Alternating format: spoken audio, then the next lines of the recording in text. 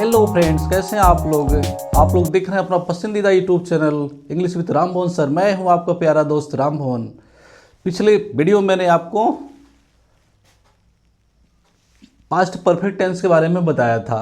इस वीडियो में मैं आपको फ्यूचर परफेक्ट टेंस के बारे में बताऊंगा। तो चलिए हम वीडियो स्टार्ट करते हैं।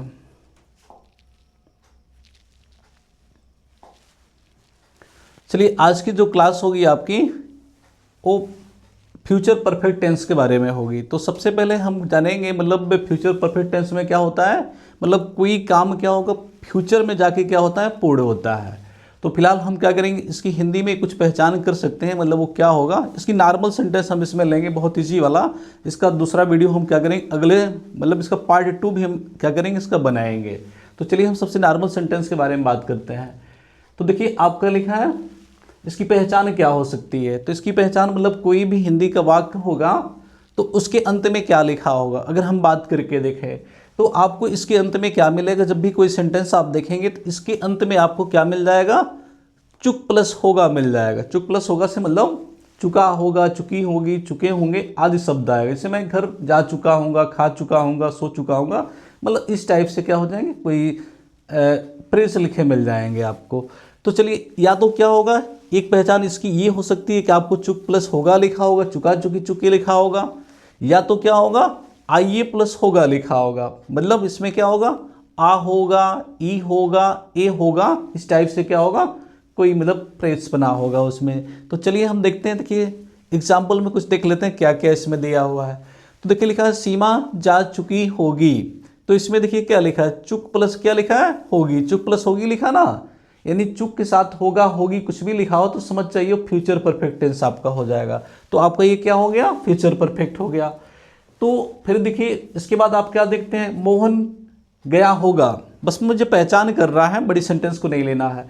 तो इसमें देखिए अंत में आ लिखा है ना, आ लिखा है और यहाँ पे क्या लिखा होगा, यानी आ प्लस होगा अगर कहीं पे आ जाए तो समझ चाहिए वो क्या होगा, फ्यूचर परफेक्ट। जैसे गया होगा, खाया होगा, पिया होगा, सोया होगा, इस टाइप से आपका हो जाएगा।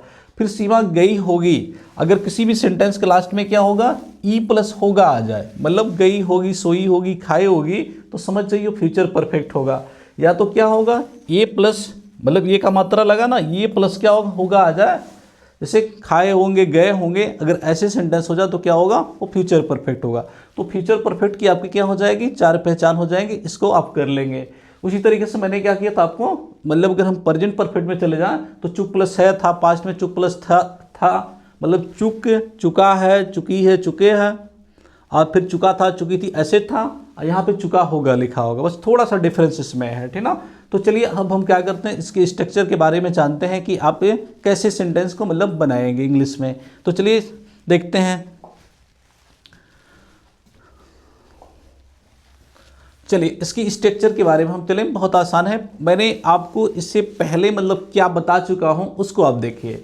इससे पहले मैं आपको प्रेजेंट परफेक्ट टेंस के बारे में, उसके रूल्स के बारे में बताया था। तो उसमें सबसे पहले हम क्या लिखते थे, सब्जेक्ट। मैंने आपको बताया कोई भी सेंटेंस आप लिखते हैं सबसे पहले क्या लिखते हैं, सब्जेक्ट लिखते हैं, क्योंकि मैं आपको 1000 बार इसको बता चुका हूँ। और अंत में हम क्या लिखते हैं, ऑब्जेक्ट लिखते हैं। तो आपको इस दोनों को याद नहीं करना रहता है, बस आपको जो टेंस याद करने के लिए क्या है, बस आपको हेल्पिंग वर्ब और मेन वर्ब याद करना हो, तो बस ये करना है। तो हमने प्रेजेंट परफेक्ट में क्या देखा था भाई, जिसमें चुक प्लस है आया था, तो उसमें सब्जेक्ट और हैज और हैव लिखा हुआ था, हैज और हैव था, और उसके बाद क्या लिखा था, वर्ब का थर्ड फॉर्म लिखा था। अभी हमने पास्ट परफेक्ट में क्या देखा था, जहां पे हैज और हैव था वहां पे क्या लिखा था, हैड प्लस वर्ब का थर्ड फॉर्म लिखा हुआ था। अब अगर हम फ्यूचर परफेक्ट के बारे में बात करें तो क्या होगा, तो कुछ नहीं करना। अगर इसमें सब्जेक्ट पहले आता तो इसमें भी क्या होगा, इसमें भी सब्जेक्ट आपके पहले आएगा, फिर इसमें भी ऑब्जेक्ट आपका क्या होगा, अंत में आ जाएगा। तो इसको आपको नहीं याद करना है। तो क्या हो गया देखिए, अब इसको फिर हम क्या करेंगे, अगर ये प्रेजेंट परफेक्ट होगा तो यहाँ पे क्या लिखा होगा, बिल या तो सेल लिखा होगा, बिल या सेल, और साथ में प्लस हैव भी लिखा होता है, यानी बिल हैव या तो सेल है, बिल हैव या तो सेल है, दोनों हो सकता है, बिल हैव या सेल हैव। फिर उसके बाद हमारा जो वर्ब होता है वो क्या होगा, वर्ब जो होगा आपको थर्ड फॉर्म में हो जाएगा, मतलब इस टाइप से आपका बन जाएगा।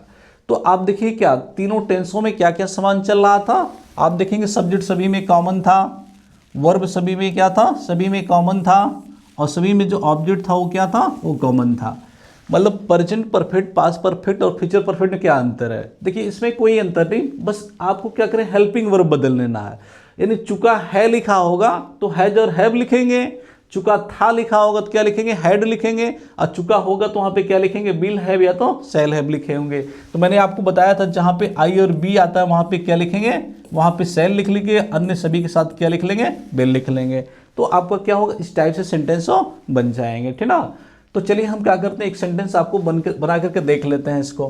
तो इसमें देखिए क्या है, सब्जेक्ट कौन लिखा भाई, मोहन ना, तो मोहन को लिख लीजिए।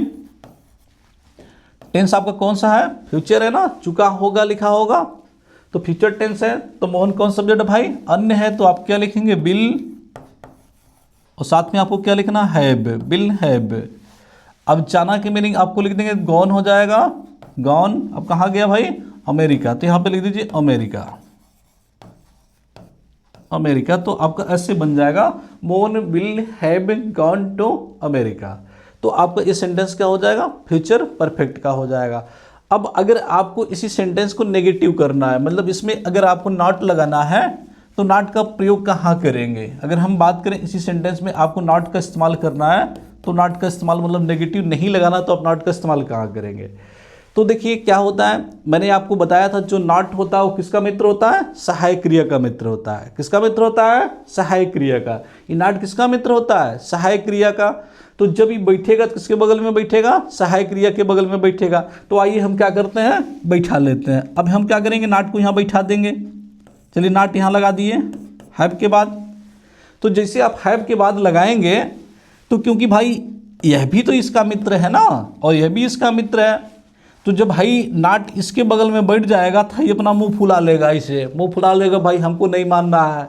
तो क्या कर लेगा, तब ये क्या करता, कहता भाई हम तुम्हारे बगल में यहाँ इधर नहीं बैठ जाते हैं, कहाँ बैठ जाते हैं, बीच में बैठ जाते हैं। तो क्या करता है, बीच में बैठ जाता है।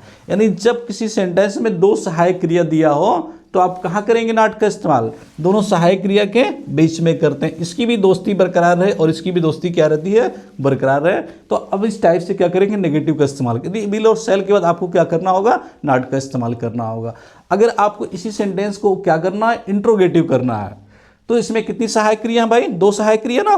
तो जब इंट्रोगेटिव करना होता तो केवल हम विल और शैल को क्या करते हैं, वाक्य के पहले लिख देते हैं, कुछ नहीं करेंगे, विल और शैल को लिख देंगे और हैव को क्या करेंगे, यही रहने देंगे।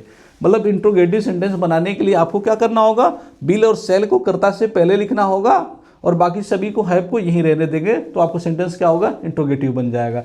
तो हम इसका क्या करेंगे, थोड़ा सा एडवांस जो होगा अगले वीडियो में बताएंगे। आज के लिए बस इतना ही। Thank you for watching.